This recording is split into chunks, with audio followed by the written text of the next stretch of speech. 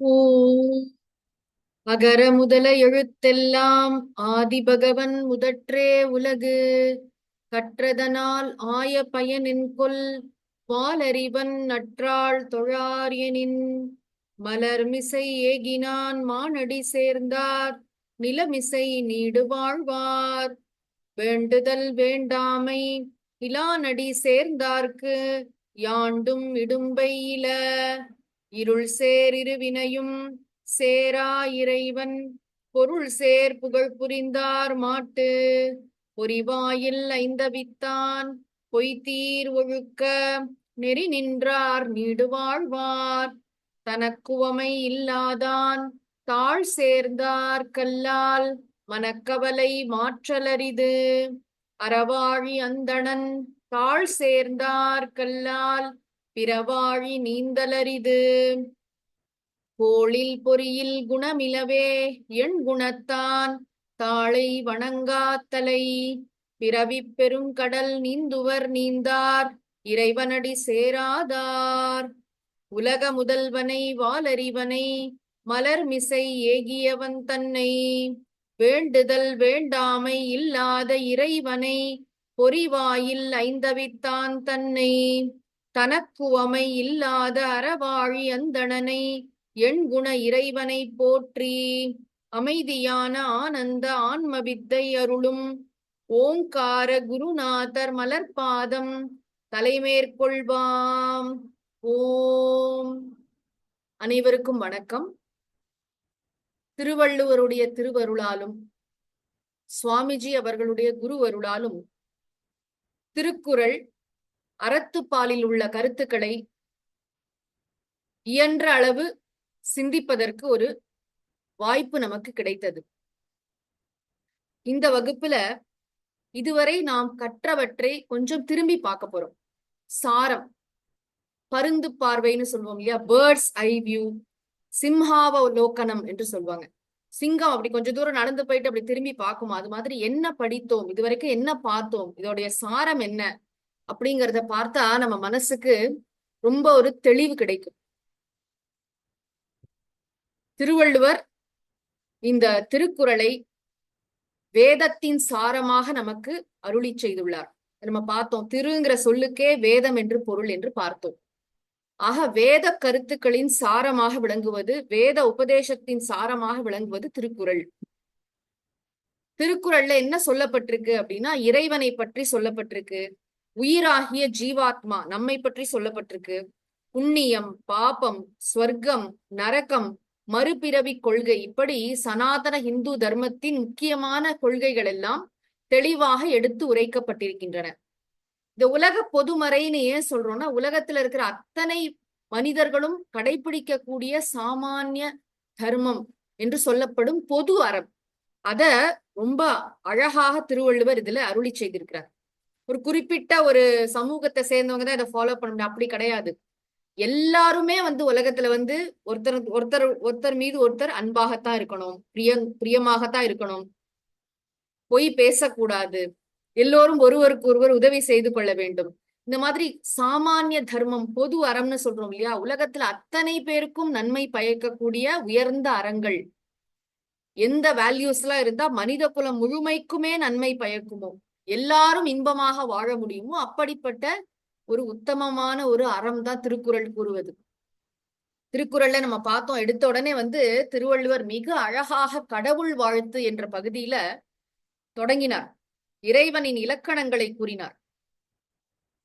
நீங்க எந்த சாஸ்திரத்தை எடுத்து படிச்சாலும் இந்த மாதிரி தெளிவாக இறைவன் என்பவர் யார், இறைவனுக்கும் நமக்குமான தொடர்பு எப்படிப்பட்டது, அந்த இறைவனை எப்படி வழிபட வேண்டும், இலக்கணம் ரொம்ப அழகா சொன்னார். இந்த 10 குறட்பாக்கள்லையும் பார்த்தா திருவள்ளுவர் அருளி செய்த திருக்குறள் ஒரு பக்கம், சுவாமிஜி அதற்கு கொடுத்த விளக்கம், அதன் அடிப்படையில் தான் நம்ம பார்த்தோம். உலக முதல்வன் வாலறிவன் மலர்மிசை ஏகினான் வேண்டுதல் வேண்டாமை இலான் இறைவன் பொறிவாயில் ஐந்தவித்தான் தனக்கு உவமை இல்லாதான் அறவாழி அந்தணன் எண்குணத்தான் இறைவன். இப்படி பல கோணங்கள்ல இறைவன் யார் என்பதை நமக்கு திருவள்ளுவர் அறிமுகம் செய்தார்.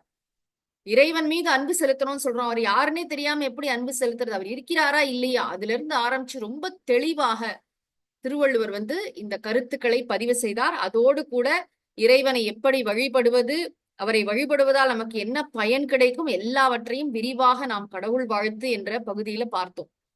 முதல் 4 அதிகாரங்களை பாயிரமாக திருவள்ளுவர் அருளி செய்திருக்கிறார். பாயிரம்னு சொன்னா இன்ட்ரோடக்ஷன், முகவுரை. இப்ப முதல் அதிகாரத்துல கடவுள் வாழ்த்து சொன்னார். இரண்டாவது அதிகாரத்துல வந்து கடவுளின் படைப்பிலே ரொம்ப சிறந்ததான மழையை பற்றி கூறினார். வான் சிறப்பு, வேத மரபை ஒட்டி எப்படி வேதத்துல வந்து மழையின் பெருமை கூறப்பட்டிருக்கிறதோ, இந்த படைப்பிலேயே மிகச்சிறந்த விஷயமாக படைப்பை போற்ற வேண்டும். இறைவனை போற்றிய பிறகு இறைவனுடைய படைப்பின் உன்னதத்தை சொல்ல வேண்டும். அப்பொழுது என்ன செய்கிறார் அப்படின்னு கேட்டா, மழையை பற்றி கூறுகிறார். ஏன்னா மழை அப்படிங்கிறது ஒரு அற்புதம் தானே, ஒரு அமிழ்தம். மழைக்கும் நம் வாழ்க்கைக்குமான தொடர்பு என்ன? மழை நீர் இல்லைன்னா நம்முடைய வாழ்க்கை எப்படிப்பட்ட இன்னல்களுக்கு நாம் ஆளாவோம். எல்லா உயிரினங்களும், மனிதன் மட்டுமல்ல, ஒரு புல்லு கூட முளைக்காதுப்பா. கடல்ல வாழ்கின்ற உயிரினங்கள் கூட மழை நீர் இல்லாமல் கஷ்டப்படும்.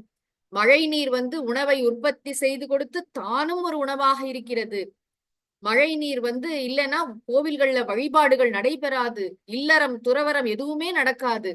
மழை வந்து அவ்வளவு முக்கியம் என்று மழையின் பெருமையை கூறி கடைசி குறள்ல மிக அழகாக சொன்னார். நாம ஒழுக்கமாக வாழ்ந்தால்தான் மழை பெய்யும்.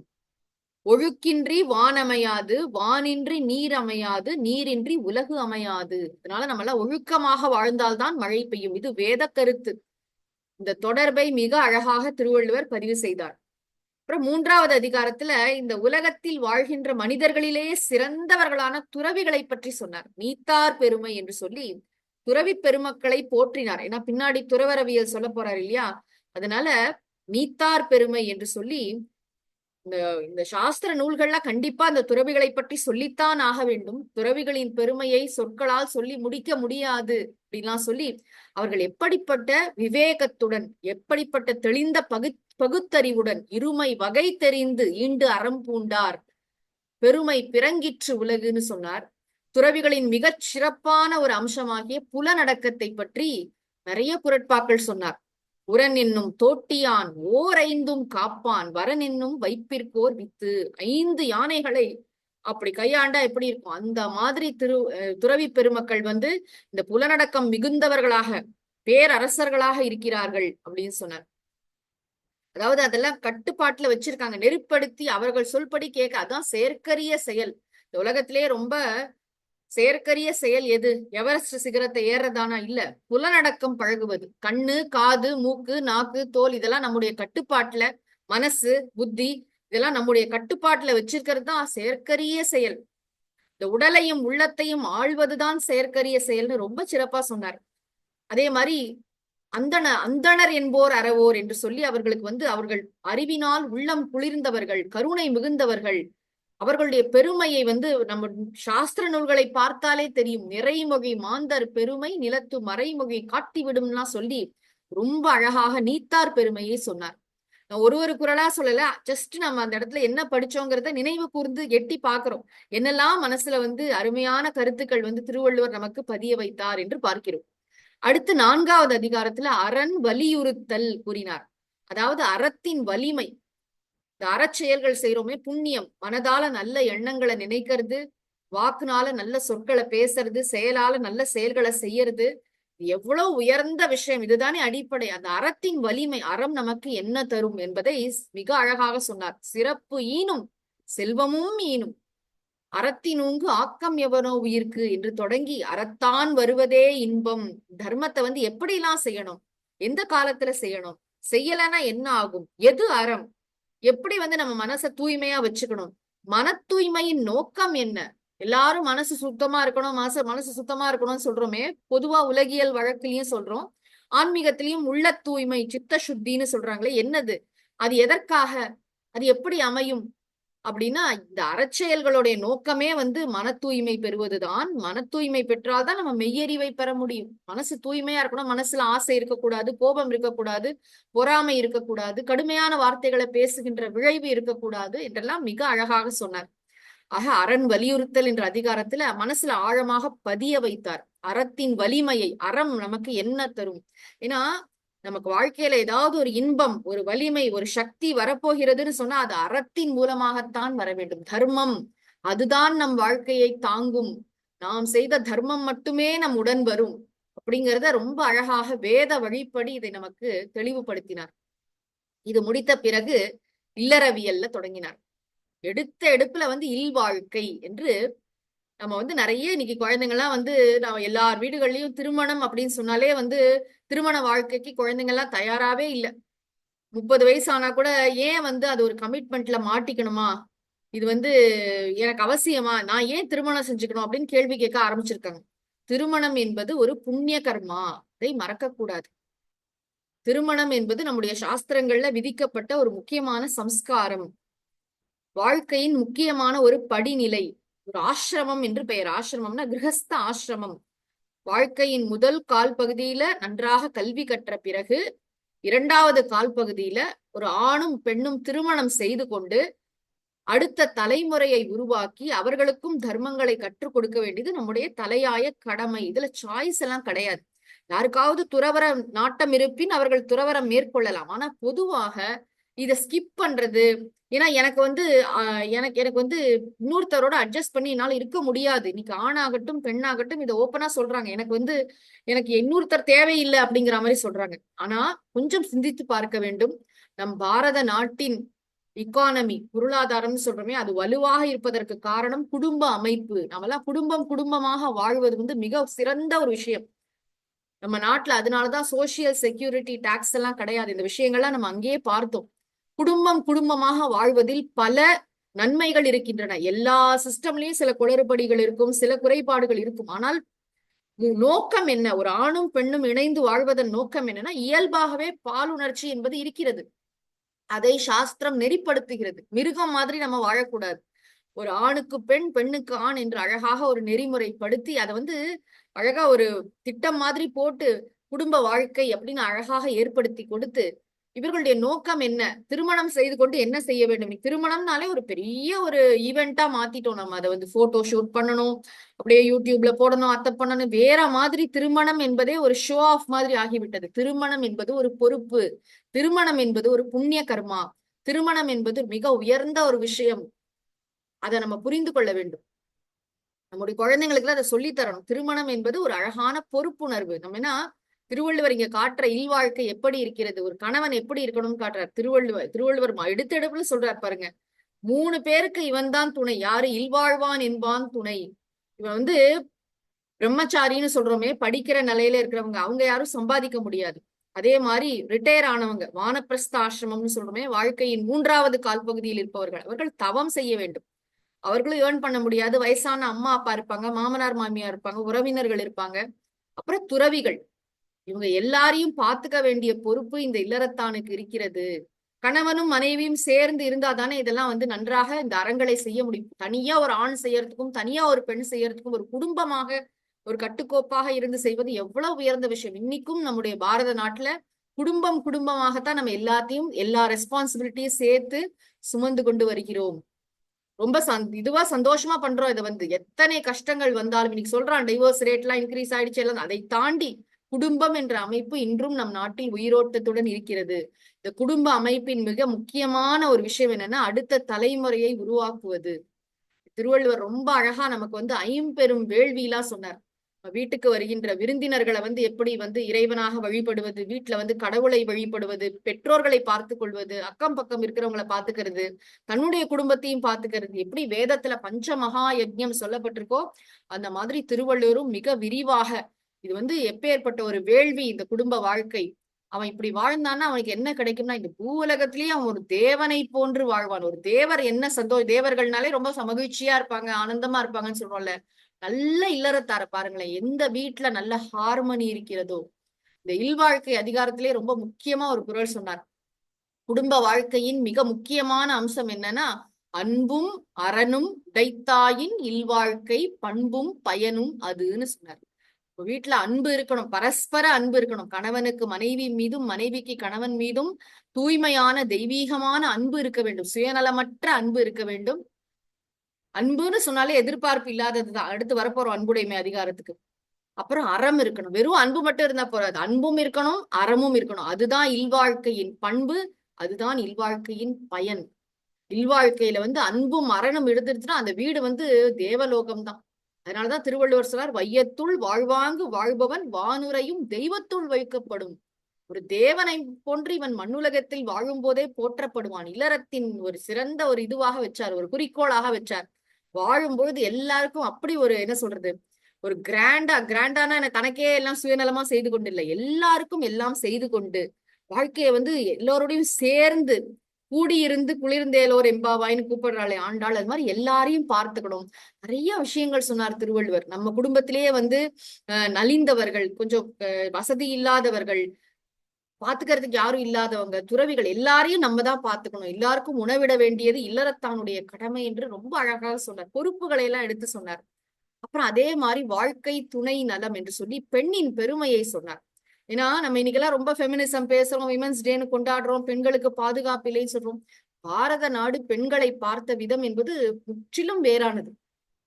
ரொம்ப உயர்ந்த ஒரு இடத்துல வச்சிருக்கு. அந்த பெண்ணாலதான் அந்த ஆணுடைய வாழ்க்கையே நிறைவு பெறுகிறது. பரஸ்பரம் என்றால் கூட ஒரு கிருஹிணி, கிரகலட்சுமி, இல்லத்தரசி, இல்லத்தரசன்னு சொல்றதை விட இல்லத்தரசின்னு தானே நிறைய சொல்றோம். ஒரு பெண் தானே வீட்டுக்கு அரசியாக இருக்கிறாள். அவள் வந்து கடவுளின் அம்சமாக இருக்கிறாள்.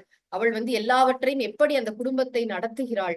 அவள் முக்கியமா கணவனுடைய எல்லா அவன் செய்யக்கூடிய அறப்பணிகளுக்கெல்லாம் உடன் இருந்து, ஒரு அழகான வார்த்தை உண்டு, பத்னி என்று சொன்னால் கணவனை வந்து தர்மத்திலிருந்து விலகாத மாதிரி அவனை வந்து பாதுகாக்கிறவள் தான் பத்னி. அவன் ஏதாவது வழி தவறி போனா கூட இல்ல இதெல்லாம் செய்யணும், இதெல்லாம் நம்மளுடைய கடமை, இதெல்லாம் நம்ம செஞ்சுதான் ஆகணும் என்று அவனை வழிக்கு கொண்டு வருவாள். அந்த பெண்ணுடைய அந்த பொறுப்புணர்வு மிக்க செய்கை. அப்புறம் அவளுடைய வல்லமை, பெய்யென பெய்யும் மழைன்னு சொன்னார் பாருங்க. ஆக தெய்வம் தொழாள் கொழுநன் தொழுதெழுவாள் பெய்யென பெய்யும் மழை.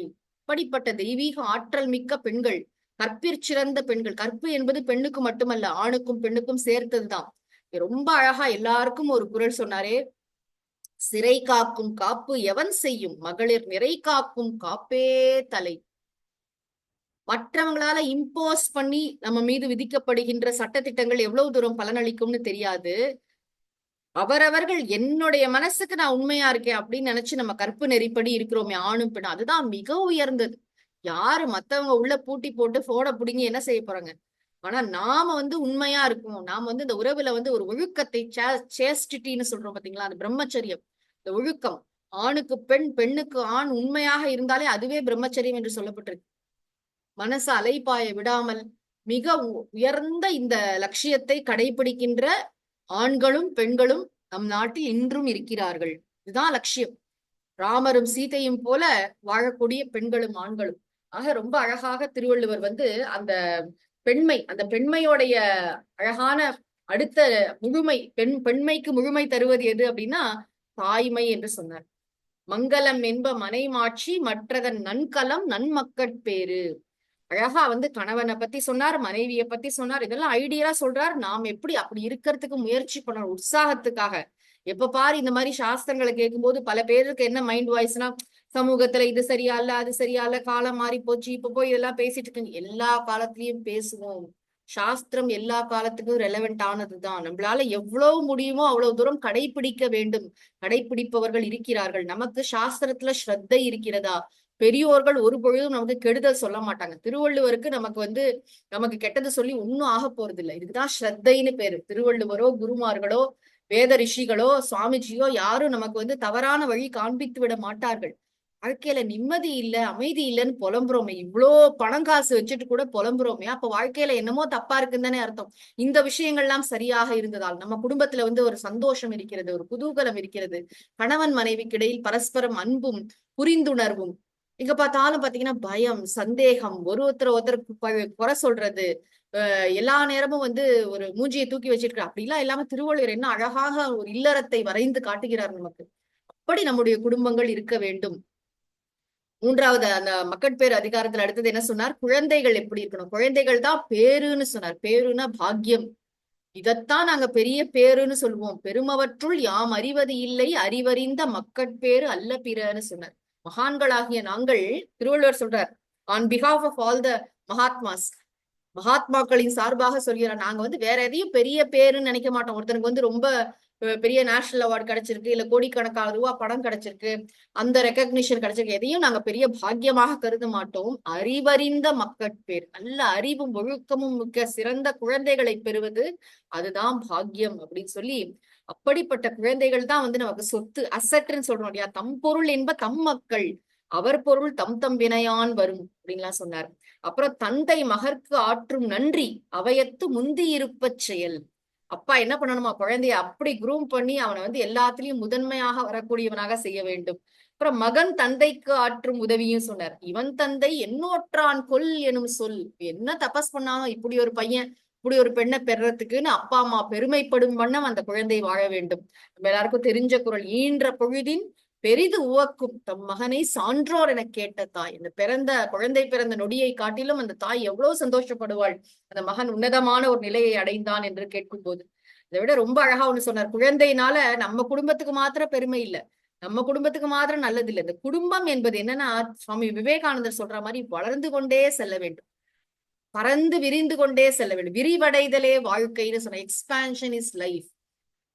கொஞ்ச நேரம் கழிச்சு பார்த்தா உலகத்துல எல்லோருக்கும் பயன்படும். இந்த ஒரு குழந்தை நல்லபடியா நம்ம வளர்த்துட்டோம்னு சொன்னா சமூகத்திற்கு அந்த குழந்தை சிறந்த பங்களிப்பை செய்தா எல்லாருக்கும் தானே நல்லது.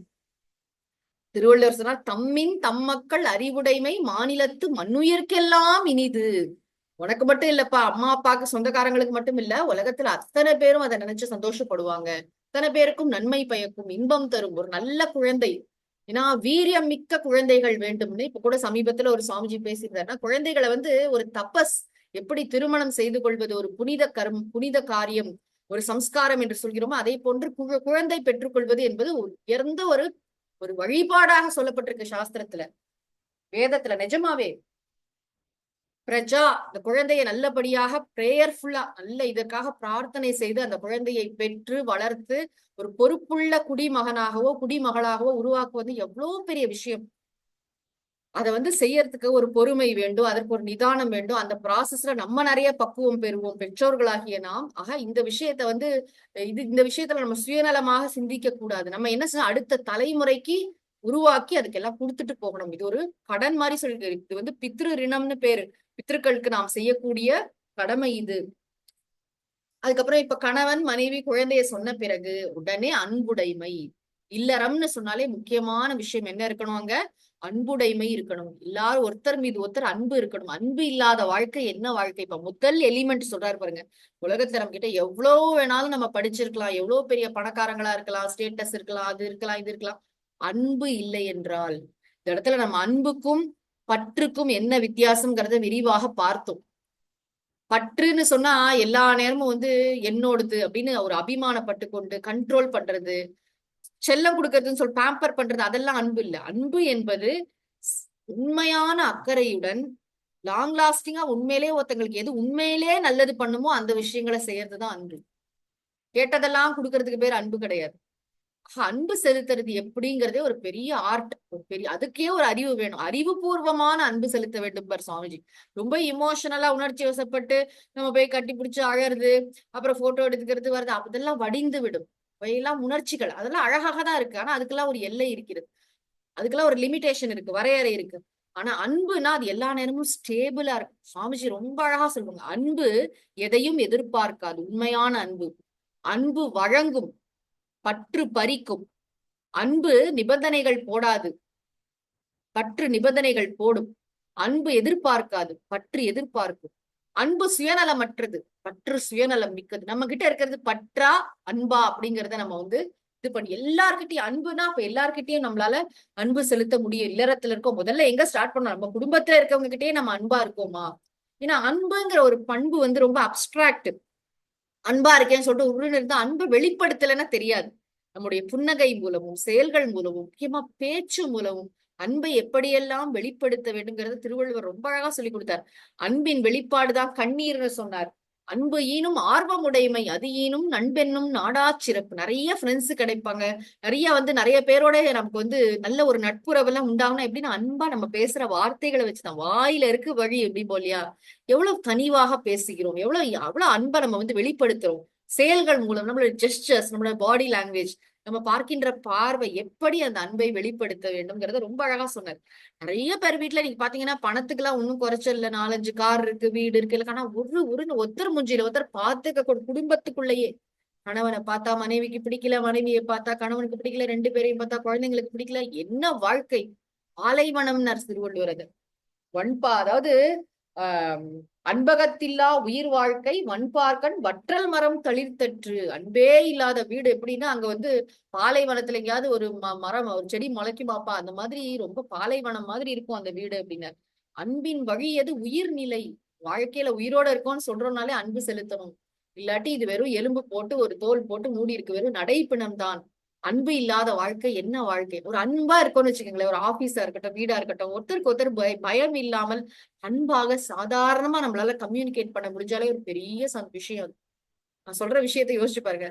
ஒரு இயல்பான ஒரு சாதாரணமான சந்தோஷத்தோட நம்ம ஒருத்தரோட ஒருத்தர் பேசிக்கிறோம், பழகிக்கிறோம் அப்படின்னாலே ஒரு அட் ஹோம் இருக்கும் இல்லையா? ஆபீஸ்ல வேலை செய்யற இதுவே தெரியாது, ஒரு கஷ்டமே தெரியாது. வாழ்க்கை எல்லா நேரமும் சண்டை சச்சரவெல்லாம் வந்தா கூட சரியாயிடும் இந்த அன்புங்கிற விஷயம் இருந்ததுன்னா.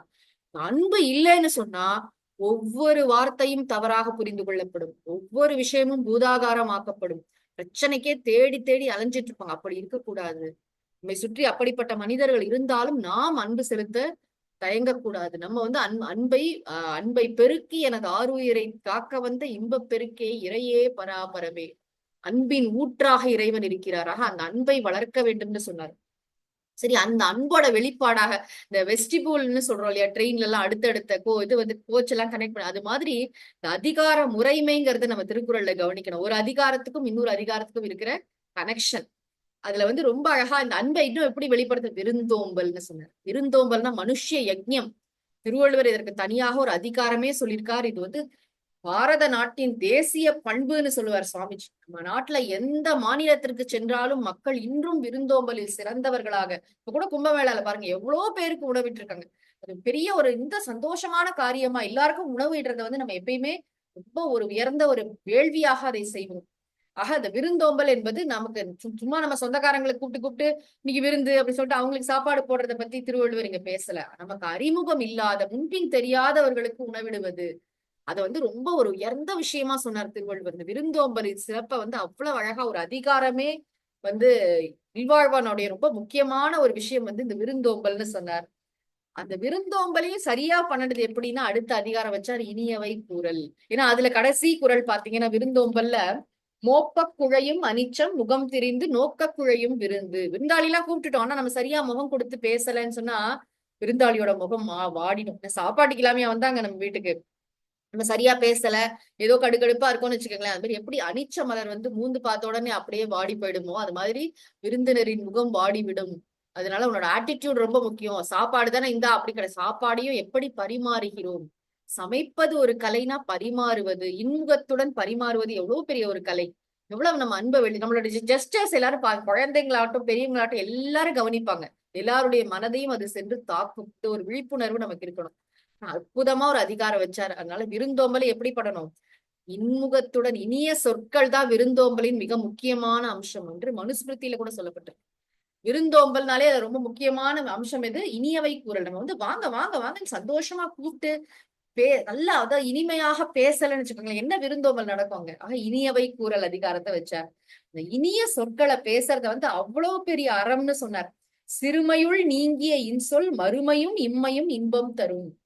நமக்கு வந்து வருங்காலத்துல வந்து கெட்ட, அதாவது நம்மள யாரும் திட்டுற வார்த்தைகள்லாம் கேட்காத மாதிரி நம்மள வந்து காப்பாத்துமா, நம்முடைய பாப்பங்கள் எல்லாம் அழிக்கும் நம்ம இனிய சொற்களை சொன்னோம்னு சொன்னா. ஒரு குறள் சொன்னாரு, முகத்தான் அமர்ந்து இனிது நோக்கி அகத்தானாம் இன்சொலினதே அறம். இதுதான்ப்பா அறம், இதுதான் தர்மம். என்னதுன்னா முகத்தை பார்த்து கண்ணை பார்த்து மனசால வந்து இனிய சொற்களை பேசுறதுன்னு சொன்னார். வந்து அல்லவை தேய அறம் பெருகும் நல்லவை நாடி இனிய சொலின். இதுதான் மிகச்சிறந்த அணிகலன்னு வேற சொன்னார். பணிவுடைய இன்சொலன், பணிவா இருக்கான், இனிமையான சொற்களை பேசலாம், இதை விட அவனுக்கு என்ன அணிகலன் வேணும் அப்படின்னு ரொம்ப அழகாக அந்த இனியவை குறள் சொன்னார். அந்த இனியவை குறளுக்கு பிறகு செய் நன்றி அறிதல். ரொம்ப அழகாக எப்படிப்பட்ட நன்றி உணர்வுடன் நம்ம இது யாருக்காவது வேண்டாமா சொல்லுங்க. உலகத்துல இருக்கிற ஒவ்வொரு மனிதனுக்கும் நன்றி உணர்வு என்பது எவ்வளவு முக்கியம். யாருக்கெல்லாம் நம்ம நன்றி செலுத்த கடமைப்பட்டிருக்கிறோம். கடவுள்ல தொடங்கி அம்மா அப்பால தொடங்கி வாழ்க்கையில எவ்வளவு பேர் நமக்கு எத்தனை விதமான உதவிகளை செய்து கொண்டு வருகிறார்கள். அதை அறிதல், செய் நன்றி அறிதல். நமக்கு செய்த நன்றியை எப்படி நம்ம மறக்காம இருக்கணும். ஒவ்வொரு நன்றியும் எவ்வளவு பெரியது. கடலினும் பெரிதுனர், மலை அதாவது உலகை காட்டிலும் பெரிதுனர், வானகமும் வையகமும் ஆற்றல் அரிது. அந்த அதிகாரத்துல எடுத்து திரும்பி பார்த்தா ஒரு சின்ன விஷயம்தான், ஆனா சரியான நேரத்துல கிடைச்சதுன்னு வச்சுக்கோ, எவ்வளவு பெரிய விஷயம் அது வந்து. ஒரு ஒரு ஒரு ஒரு அரை ஒரு வாய் தண்ணிக்காக தாகம் எடுத்து இறந்து போனவங்க உண்டு. ஒரு வாய் தண்ணி கொடுத்து உழைக்க வச்சிருக்கலாம் இல்லையா? அந்த மாதிரி சின்ன கடைசியில ஒரு வாய் தண்ணி தானே நினைப்போம். அந்த நேரத்துல அந்த ஒரு வாய் தண்ணி அவ்வளவு பெரிய விஷயம். அதெல்லாம் ரொம்ப அழகாக மறவர்க்க மாசற்றார் கேள்மை துறவர்க்க துன்பத்துள் துப்பாயார் நட்புன்னு சொன்னார். சான்றோர்களோட நட்பை நம்ம மறக்க கூடாது, நம்ம கஷ்ட காலத்துல உதவி செஞ்சவங்களோட நட்பை நம்ம விடக்கூடாதுன்னு எல்லாம் சொன்னார். அப்புறம் எதை ஞாபகம் வச்சுக்கணும், எதை மறக்கணுங்கிறது. இதை விட திருவள்ளுவர் மாதிரி அழகா யாராவது நமக்கு சொல்லி தர முடியுமா? நன்றி மறப்பது நன்றன்று, நன்றல்லது அன்றே மறப்பது நன்று. எப்பயும் நம்ம ஜபம் பண்ண வேண்டிய, கடைபிடிக்க வேண்டிய ஒரு குறள். நமக்கு யாராவது உதவி செஞ்சாங்கன்னா அது ஒரு நாளைக்கு நம்ம மறக்க கூடாது. அதே நமக்கு யாராவது கெடுதல் பண்ணாங்கன்னா அது அப்பயே மறந்துடும்.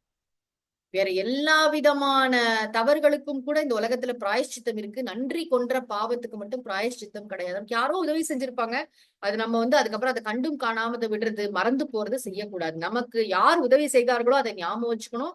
நமக்கு உதவி செய்தாங்களோ செய்கலையோ எல்லாருக்கும் நம்ம உதவி செய்யணும். இந்த ஆட்டிடியூட் இருக்கணும். நாம மத்தவங்களுக்கு ஏதாவது உதவி செஞ்சோம்னா அதை மறந்துடுறது நல்லது. அப்படி ரொம்ப அழகா அந்த செய் நன்றி அறிதல். சரி, நன்றி உணர்ச்சியோட இருக்கேன்னு சொல்லிட்டு ஏதாவது தப்பு, எனக்கு ஒருத்தர் உதவி செஞ்சார், அவர் இப்போ ஒரு கஷ்டத்துல இருக்கார், ஆனா அவர் செய்யற காரியம் சரியில்லை, அது தர்மத்துக்கு உட்பட்டு இல்லை, ஆனாலும் இந்த நன்றி ஒரு உணர்வு காரணமா நான் போய் அவருக்கு ஹெல்ப் பண்ணட்டுமா அப்படின்னு கேட்டா அதுக்கு அடுத்த அதிகாரம் வச்சார் நடுவு நிலைமை. ஃபேரா இருக்கணும். வாழ்க்கையில ஒரு ஒரு ஓரம் சாராமல் இருப்பது ரொம்ப முக்கியம். என்ன பேலன்ஸ் பாருங்க திருக்குறள் அதிகாரத்துல நம்ம எவ்வளவு கரெக்டா மனசுல ஒரு ஃபேர்னஸ் இருக்கணும். ஒரு ஜட்ஜுனா அங்க கோர்ட்ல இருக்கிறவங்க மட்டும் ஜட்ஜ் இல்ல, நம்ம ஒவ்வொருத்தரும் நம்முடைய வாழ்க்கையில ஜட்ஜு தான். சில நேரம் பாத்தீங்கன்னா ஒருத்தங்களை நமக்கு பிடிச்சிருக்குன்னு சொல்லிட்டு அவங்க என்ன செஞ்சாலும் ரைட்டும்போம், பிடிக்கலன்னா அவங்க என்ன செஞ்சாலும் தப்பும். அப்படி அல்ல, ஒவ்வொன்னையும் கொஞ்சம் ஆராய்ச்சி பண்ணிக்குதான் அறிவு ரொம்ப முக்கியம். திருவள்ளுவர் அந்த நிதானத்திற்காக தான் இந்த குறளே சொல்றாரு. தக்கார் தகவலர் என்பது அவரவர் எச்சத்தால் காணப்படும். அந்த குறள் இந்த அதிகாரத்துல தான் இருக்கு. ஆக ரொம்ப முக்கியமான ஒரு அறம். இந்த நடுவு நிலைமைக்கு பிறகு சொன்னது அடக்கமுடைமை. அடக்கமுடைமை அதிகாரம் நாங்க பள்ளிகள்ல எல்லாம் போய் குழந்தைங்களுக்கு சொல்றோம். அடக்கம்னா என்ன அப்படின்னா நம்முடைய புலனடக்கம் சொன்னார், நாவடக்கம் சொன்னார். நிலையில் திரியாது அடங்கியான் தோற்றம் மலையினும் மானப்பிரிது. பணிவு ரொம்ப முக்கியம். ரொம்ப படிச்சுட்டோம், நம்ம கிட்ட எல்லாம் இருக்கு அப்படின்னு நினைச்சு பண்ணா என்ன ஆகும்? அடக்கம் இல்லாம இருந்து ஆறிருள் உய்த்து விடும், நீ நரகத்துக்கு போயிடுவ அப்படின்னு சொன்னார். இந்த அடக்கம்ங்கிற பண்பு எவ்வளவு முக்கியம். ஒருமையுள் ஆமை போல்னு சொன்னார். எப்படி ஆமை தன்னுடைய 4 கால்களையும் தலையையும் உள்ளுவித்துக் கொள்கிறதோ அந்த மாதிரி புலனடக்கம் மிக்கவனாக இருக்க வேண்டும். பேசும்போது ரொம்ப கவனமாக பேச வேண்டும், லூஸ் டாக் விடக்கூடாது. அதுக்குன்னே நிறைய அதிகாரம் வச்சிருக்காரு. ரொம்ப முக்கியமாக இதை சொன்னார். அதுல ஒரு அழகான குறள், அடக்கமுடைமையில கடைசி குறள் ரொம்ப முக்கியமானது. கதம் காத்து கற்று அடங்கல் ஆற்றுவான் செவ்வி அறம் பார்க்கும் ஆற்றின் நுழைந்துன்னு சொன்னார். கோபம் வராமல் கட்டுப்படுத்தி கற்க வேண்டியதை கற்று அடக்கமாக இருப்பவனை நோக்கி தர்ம தேவதை அவனை தேடி உதவி செய்வாளாம் அப்படிலாம் சொன்னார். அப்புறம் ஒழுக்கமுடைமை சொன்னார், டிசிப்ளின். எப்படிப்பட்ட ஒழுக்கத்தை நம்ம வாழ்க்கையில நன்றிக்கு வித்தாகும் நல்லொழுக்கம் தீயொழுக்கம் என்றும் இடும்பை தரும். ஒழுக்கம்னா இந்த எண்ணம் சொல் செயல் மூன்றும் ஒரே நேர்கோட்டுல இயங்கணும். நல்ல விஷயங்களை நினைக்கணும், நல்ல விஷயங்களை பேசணும், நல்ல விஷயங்களை செய்யணும். இந்த ஒழுக்கம் டிசிப்ளின்ன்ற விஷயத்துல இருந்து நம்ம விலகிடக்கூடாது. ஒழுக்கம் விழுப்பம் தரலான் ஒழுக்கம் உயிரினும் ஓம்பப்படும். உயிரை காட்டிலும் முக்கியம்பா ஒழுக்கம் அப்படின்னு சொன்னார். அப்புறம் ஒரு கடைசியில ஒரு குறள் சொன்னார் பாருங்க, உலகத்தோடு ஒட்ட ஒழுகல் பல கற்றும் கல்லார் அறிவிலாதார். உலகத்தோடு ஒட்ட ஒழுகல் தான் என்ன? மகான்கள் பெரியோர்கள் எப்படிப்பட்ட ஒழுக்கத்தை கடைபிடிக்கிறார்களோ அவர்களோடு சேர்ந்து நம்ம இயங்கணுமே தவிர எனக்கு பிடிச்சதெல்லாம் மனசுக்கு தோணுதெல்லாம் என்னுடைய விருப்பு வெறுப்புப்படி செய்வேன்னு சொல்லக்கூடாது. மகான்களுடன் சேர்ந்து நாம் சான்றோர் பெருமக்கள் அறிவிலும் ஒழுக்கத்திலும் சிறந்த பெரியவர்களுடன் சேர்ந்து வாழ வேண்டும்னு சொன்னார். அப்புறம் பிறனில் விழையாமை, அந்த ஒழுக்கமுடைமைக்கு அடுத்த அதிகாரம் என்ன சொன்னார்? பிறனில் விழையாமை. மற்றவருடைய மனைவி, மற்றவருடைய கணவர், அவங்க விஷயத்துல நம்ம எப்படி கவனமாக இருக்க வேண்டும். தவறான எண்ணத்திற்கு இடம் கொடுக்க கூடாது என்பதற்காகவே ரொம்ப அருமையாக இந்த அதிகாரத்தை அருளி செய்திருக்கிறார். ராவணனை மனசுல வச்சுட்டு படிக்க வேண்டிய அதிகாரம். இந்த அறம் மிக முக்கியமானது. குடும்ப வாழ்க்கையில குழப்பம் வரக்கூடாதுன்னா இந்த தர்மத்தை நாம் கடைபிடித்தே ஆக வேண்டும். ஒருத்தரை திருமணம் செய்து போனா அவங்களோடதான் நம்ம வாழணும். அவங்களோட பொய்யான ஒழுக்கம் எப்படி இல்லறத்தானுக்கு இந்த அதிகாரம், இதே மாதிரி துறவிக்கு கூட ஒழுக்கம் சொல்லியிருக்காரு. அதனால மிக கவனமாக கடைபிடிக்க வேண்டிய ஒரு பண்பு. அதாவது பிறன்மனை நோக்காத பேராண்மைன்னு சொன்னார். அதுக்கப்புறம் அதுக்கு அடுத்த அதிகாரம் பொறை உடைமை. வாழ்க்கையில பொறுமை என்பது எவ்வளவு முக்கியம். ஒரு குடும்பத்துல வாழறவனை பத்தி தானே திருவள்ளுவர் இங்க பேசுறாரு. இல்லறவியல்ல பொறை உடைமை. குடும்ப உறவுகளை கையாளுவதற்கு பொறுமை தேவை. வாழ்க்கையின் இருமை அனுபவங்கள், வெற்றி தோல்வி, இன்பம் துன்பம், லாபம் நஷ்டம் எல்லாம் வரும். ஒருத்தர் குடும்பம் நடத்துறாரு, 25 வருஷம் மனைவியும் கணவனும் சேர்ந்து 2 குழந்தைங்களை வளர்க்குறாங்கன்னா எவ்வளவு எக்ஸ்பீரியன்சஸ் இருக்கும்னு நினைச்சு பாருங்க. குழந்தைங்களுக்கு உடம்பு சரியில்லாம போகும், ஆக்சிடென்ட் ஆகும், அது ஆகும், இதாகும், ஏகப்பட்ட பெரியவங்க வீட்டுல இருப்பாங்க, அவங்களுக்கு உடம்பு சரியில்லாம திரும்பி பாக்குறதுக்குள்ள பல விஷயங்களை கவனிக்க வேண்டியது இருக்கும். இதற்கெல்லாம் பொறுமை தேவை. பொறை உடைமை வாழ்க்கையில முக்கியமா பிறருடைய இன்சல்ட், ஹியூமிலியேஷன் சொல்றோமே, அந்த இகழ்ச்சி, அவமானம், இதெல்லாம் கூட நம்ம எப்படி தாங்கிக்கணும், எவ்வளவு மனசுல ஒரு என்டியூரன்ஸோட இருக்கணுங்கிறத ரொம்ப அழகாக சொன்னார். உண்ணாது நோற்பார் பெரியர், பிறர் சொல்லும் இன்னாச்சொல் நோற்பாரின் பின் அப்படின்னு சொன்னார். சாப்பிடாம தபஸ் பண்றது பெரிய விஷயம்தான். ஆனா அதை காட்டிலும் பெரிய விஷயம் பிறர் சொல்கின்ற கடுஞ்சொற்களை பொறுத்து கொள்ளுதல்னு சொன்னார். அப்புறம் அற்புதமாக அழுக்காராமை, பொறாமை இருக்கக்கூடாதுங்கிறதுக்காக 10 குறள் சொன்னார். அழுக்காறு அப்படின்னாலே நம்ம கிட்ட இருக்கிற கொடுப்பது அழுக்கறுப்பான் சுற்றம், உடுப்பதுவும் உண்பதுவும் இன்றி கெடும். நம்ம யாரையாவது பார்த்து பொறாமப்பட்டோம்னு சொன்னா நம்ம குடும்பத்துக்கு சாப்பாடு இல்லாம போயிடும், போட்டுக்க ட்ரெஸ் இல்லாம போயிடும் சொல்லி இவ்வளவு கடுமையாக அழுக்காறு என ஒரு பாவி திருச்செற்று தீயுழி உய்த்து விடும். அவ்வித்து அழுக்காறு உடையானே செய்யவள் தவ்வையை காட்டிவிடும். நம்ம பொறாமப்பட்டோம் சொன்னா நம்ம வீட்டுல இருந்து திருமகள் விலகி சென்று விடுவாள், அவளோட அக்காவை கொண்டு வச்சிருவா அப்படின்லாம் சொல்லி திருவள்ளுவர் மிக கடுமையாக இந்த அதிகாரத்தை அருளி செய்தார். அதற்கப்புறம் வெக்காமை. வெக்காமைன்னு சொன்னா பிறருடைய பொருளுக்கு ஆசைப்படாத தன்மை. இது எவ்வளவு முக்கியம். இன்னொருத்தனோட பொருளுக்கு ஆசைப்பட்டா நமக்கு என்னெல்லாம் தீமை விளையும், இன்னொரு பொருளுக்கு ஆசைப்படாமல் இருப்பதால் என்னெல்லாம் நன்மை விளையும். அறிவாளி எப்படி நடந்துப்பார், சிற்றின்பம் வெகி அறநல்ல செய்யாரே மற்றின்பம் வேண்டுபவர் அப்படின்லாம் சொல்லி ரொம்ப அருமையாக அந்த அதிகாரத்தை அருளி செய்தார். அதற்கு பிறகு நான் நலம், அதுக்காக புறங்கூறாமை, பேக் பைட்டிங் ஒருத்தங்க இல்லைன்னா அவங்கள பத்தி பேசுறோமே அந்த வார்த்தைகள், அது உண்மையிலே ஏதாவது பிரயோஜனம் இருக்கு, அது சொல்றதுனால ஏதாவது ஒரு பர்பஸ் இருக்குன்னு அது இல்லாம சும்மா ஒரு வம்புக்காக பேசுறோம் பாத்தீங்களா, அதை எப்படி நம்ம, அதாவது ஆதிசங்கரர் ஒரு இடத்துல சொல்றார், ஆன்மீக வாழ்க்கையின் முதல் படி வாக்கை கட்டுப்படுத்துதல், பேச்ச குறைக்கிறதுங்கிறது. தேவையில்லாம அவ்வளோ பேசுறோம் நம்ம எல்லாருமே. போன் வரத்துக்கு முன்னாடியும் சரி இப்பயும் சரி எல்லா காலமும் தேவையோ தேவையிலையோ பேசுறோம், யாரையோ பத்தி பேசிட்டே இருக்கோம். புறங்கூறாமை. பொறுமையாக அந்த அதிகாரத்துல நம்ம மறுபடியும் படிச்சு பார்க்கணும். மத்தவனோட குறையே பேசிட்டு இருக்கேப்பா, உன்கிட்ட என்னென்ன பிரச்சனை இருக்குன்னு என்னைக்கா பாத்திருக்கியா, பார்த்தா எப்படி உருட்டுடலாம். ஏதிலார் குற்றம் போல் தன் குற்றம் காண்கிற்பின் தீதுண்டோ மண்ணும் உயிருக்குன்னு சொன்னார். அப்புறம் அதுக்கு அடுத்த அதிகாரத்திலே பயன் இல்ல சொல்லாமை. தேவையில்லாத விஷயங்களை பேசாதப்பா. எவ்வளவு வெட்டி பேச்சு பேசுற, வெட்டி பேச்சு பேசாதன்னு சொல்றதுக்கே ஒரு அதிகாரம். சொல்லுக சொல்லில் பயனுடைய, சொல்லற்க சொல்லின் பயனிலா சொல். அப்புறம் தீவினை அச்சம், பாவம் செய்ய பயப்படணும். தீயவை தீய பயத்தலால் தீயவை தீயினும் அஞ்சப்படும். நெருப்பு கூட பார்த்துதான் சொல்லும், ஆனா இந்த நெருப்பு கூட நீ அணைச்சிடலாம், ஆனா இந்த இது இருக்கு பாத்தியா, நீ செய்கின்ற பாப கர்மா இந்த பிறவி மட்டும் இல்ல எந்த பிறவியில வேணாலும் உன்னை தாக்கும், பலன் கொடுக்காமல் போகாதுன்னு ரொம்ப ஆணித்தரமாக அடிச்சு சொன்ன. இந்த மாதிரி நல்லது சொல்றதுக்கு திருவள்ளுவருக்கு எவ்வளவு கருணை இருக்கணும் நம்ம பேர்ல. இதெல்லாம் நம்ம படிக்கணும், பொறுமையா படிக்கணும், ஒரு குறளா குழந்தைங்க படிக்கணும், முக்கியமா கடைபிடிக்கணும். அப்பதான் அறிவு சிறந்த தலைமுறை உருவாகும். எல்லாருமே வாழ்க்கையில அப்பதான் அமைதியான ஆனந்தத்தோட வாழ முடியும். அப்புறம் ஒப்புரவு அறிதல். நம்ம சம காலத்துல வாழ்கின்ற உலகத்துல என்ன நீடு இருக்கு, நான் எப்படி சர்வீஸ் பண்ணணும் இந்த சமூகத்திற்கு. இல்லறத்தான பத்தி பேசுறாரு பாருங்க, இல்லறத்தான் குடும்பம் தானே பாத்துக்கணும். சோசியல் ரெஸ்பான்சிபிலிட்டியை பத்தி பேசுறாரு, சிஎஸ்ஆர் பேசுறாரு திருவள்ளுவர். இங்க கார்பரேட் சோசியல் ரெஸ்பான்சிபிலிட்டி இல்ல, இவர் ஒரு இல்லறத்தான் செய்யக்கூடிய சோசியல் ரெஸ்பான்சிபிலிட்டி. அவன் எப்படி இந்த உலகத்திற்கு சேவை செய்ய வேண்டும் என்பதை சொல்கிறார். அதான் அவன் கிட்ட செல்வம் சேர்ந்ததுன்னா அது எப்படி உலகத்திற்கெல்லாம் பயன்படும் என்று மிக அழகாக சொன்னார். ஊருணி நீர் நிறைந்தற்றே உலகவாம் பேரறிவாளன் திருன்னுலாம் சொன்னார். அப்புறம் ஈகை, எப்படி கொடுப்பவனாக இருக்க வேண்டும், நம்ம கிட்ட இருக்கிறத எப்படி ஈத்துவக்கும் இன்பம், கொடுக்கறதுனால எவ்வளவு நல்லது, இதுதான் வாழ்க்கையோட பயனை பாருங்க. இல்லறவியல்ல எப்படி டெவலப் பண்ணி கொண்டு போயிருக்காரு. இந்த பண்புகள்லாம் இருக்கணும். நீ சமூகத்திற்கு விட்டு இருக்கிற பணம் உன்னோடது மட்டும் இல்ல, சமூகத்திற்கு கொடுக்க வேண்டும். யாருக்குன்னு பார்த்து பார்த்து கொடுக்கணும். இந்த ஈகை அதிகாரத்துல நன்றாக சொன்னார். இவன் யாருக்கெல்லாம் நன்றாக உணவிட்டு எல்லாம் பண்றானோ இவனுக்கு பசி என்பதே வராது அப்படின்லாம் கூட சொன்னார். வரியார்க்கு ஒன்று ஈவதே ஈகை, மற்றெல்லாம் குறி எதிர்ப்பை நீரது உடைத்துன்னு சொன்னார். கடைசியா இல்லறவியல்ல புகழ்ல கொண்டு போய் முடிச்சார். இப்படி ஒரு இல்லறத்தான் வாழ்ந்தான்னு சொன்னா இந்த மாதிரி பண்புகள் எல்லாம் கடைபிடித்து வாழ்ந்தால் அவன் நிச்சயமாக புகழை அடைவான். இந்த நியாயமான புகழுக்கு நாம் ஆசைப்பட வேண்டும். இப்படி வாழ்ந்தாலே புகழ் கிடைக்கும்.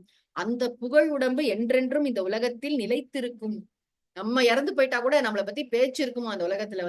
ஈதல் இசைப்பட வாழ்தல் அதுவல்லது ஊதியம் இல்லை உயிர்க்குன்னு சொன்னார். உயிர் இந்த உலகத்துல வாழும் பொழுது இகழ்ச்சியோட வாழக்கூடாது, நல்ல புகழோட புகழோட வாழணும்னா இந்த பண்புகளை எல்லாம் கடைபிடித்தால் நிச்சயமாக நாம் புகழோடு வாழ முடியும் என்று இல்லறவியலை இந்த புகழ் அதிகாரத்துடன் திருவள்ளுவர் நிறைவு செய்திருக்கிறார். நம்ம ஜஸ்ட் சும்மா மேலோட்டமா தான் பார்த்திருக்கோம்.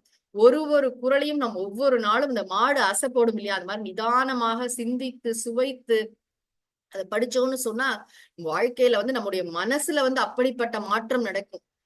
Transformation in the mental world. அதுக்கப்புறம் நம்முடைய பிஹேவியர் மாறும். நம்முடைய வாழ்க்கையில நம்ம அறிவு சார்ந்துதானே நம்முடைய நடத்தை இருக்கிறது. அப்படி நம்முடைய வாழ்க்கை அறத்துக்கு உட்பட்டதாக. இல்லறம்னா இப்படிதான் இருக்கணும், நான் இப்படித்தான் இருக்க போறேன், என்னுடைய குடும்ப வாழ்க்கையை நான் இப்படிதான் நடத்த போறேன் என்று நாம் மிக அழகாக இந்த சாஸ்திரம், திருக்குறள் என்ற சாஸ்திரத்தின் வழிபடி நம்முடைய வாழ்க்கையை நடத்துவோம்.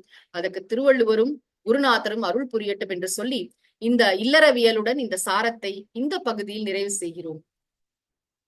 அறிவிலே தெளிவு, நெஞ்சிலே உறுதி, அகத்திலே அன்பினோர் வெள்ளம், பொறிகளின் மீது தனி அரசாணை, பொழுதெல்லாம் நினது பேரருளின் நெறியிலே நாட்டம், கர்மயோகத்தில் நிலைத்திடல் என்றிவை அருளாய், குறிகுணம் ஏதும் இல்லதாய் அனைத்தாய் புலவிடு தனிப்பரம் பொருளே, எண்ணிய முடிதல் வேண்டும், நல்லவே எண்ணல் வேண்டும், திண்ணிய நெஞ்சம் வேண்டும், தெளிந்த நல் அறிவு வேண்டும், பண்ணிய பாவமெல்லாம் பரிதிமுன் பணியே போல, நண்ணிய நின்முன் இங்கு நசித்திடல் வேண்டுமன்னாய், ஓதற்கு எளிதாய் உணர்தற்கு அரிதாகி, வேதப் பொருளாய் மிக விளங்கி தீதற்றோர் உள்ளுதொரும் உள்ளம் உருக்குமே, வள்ளுவர் வாய்மொழி மாண்பு மூர்த்தி எல்லாம் வாழி, எங்கள் மோன குருவாழி, அருள் வார்த்தை என்றும் வாழி, அன்பர் வாழி பராபரமே. ஓம் சாந்தி சாந்தி சாந்தி. ஹரி ஓம். திருவள்ளுவர் திருமலரடிகள் போற்றி போற்றி. சத்குருநாத மகாராஜ் கி ஜெய்.